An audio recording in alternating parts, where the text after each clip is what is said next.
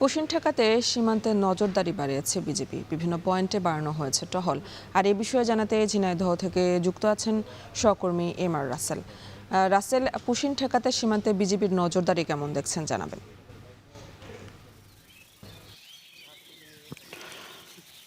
Annie, টানা ১ মাস ধরে চলা যে ঝিনাইদহের মহেশপুর সীমান্তে পুশিং আতঙ্ক সেটি কিন্তু এখনও রয়েছে। তবে গত ৪ দিন ধরে এই সীমান্তে পুশিং চেষ্টা কিংবা যে পুশিংয়ের ঘটনা সেটি কিন্তু ঘটেনি। বর্তমানে গত ৪ দিন ধরে কিন্তু যে পুশিং পরিস্থিতি সেটি কিন্তু স্বাভাবিক রয়েছে। আমি এই মুহূর্তে রয়েছি ঝিনাইদহের মহেশপুরের সামন্তা বিওপির যে পাকরাইল সীমান্ত রয়েছে সেই সীমান্তে।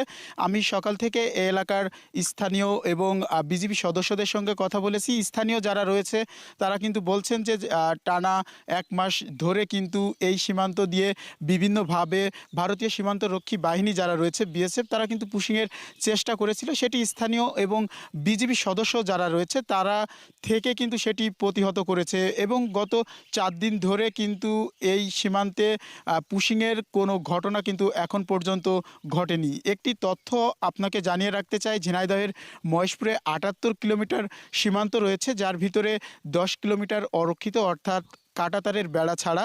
স্থানীয় যারা রয়েছে তারা কিন্তু বারবার বলছিল যে এই অরক্ষিত সীমান্ত দিয়েই কিন্তু পুশিংয়ের যে চেষ্টা সেটি কিন্তু ভারতীয় সীমান্তরক্ষী বাহিনী যারা রয়েছে বিএসএফ তারা কিন্তু করছিল। তবে বিজিবি যারা রয়েছে তারা কিন্তু বলছেন যে স্থানীয়দের সঙ্গে করে নিয়ে তাদের যে কঠোর সেটি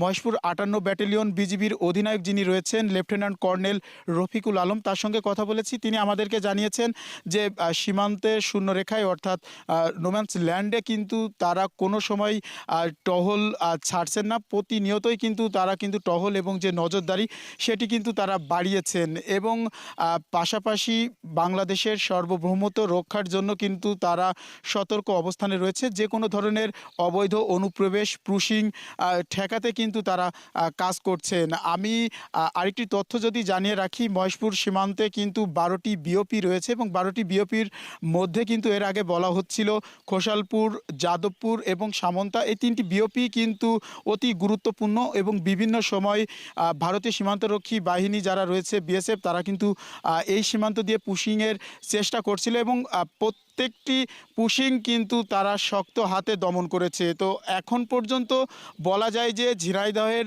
মহেশপুরের যে ৭৮ কিলোমিটার সীমান্ত রয়েছে এই সীমান্ত জুড়ে কিন্তু গত ৪ দিন ধরে তেমন কোনো পুশিংয়ের ঘটনা কিংবা পুশিং চেষ্টা সেটা কিন্তু হয়নি। তো এখন পর্যন্ত এই ছিল ঝিনাইদহের মহেশপুর সীমান্তে পুশিংয়ের সর্বশেষ পরিস্থিতি। অ্যানি। ঝিনাইদহ থেকে যুক্ত ছিলেন সহকর্মী এম.আর. রাসেল।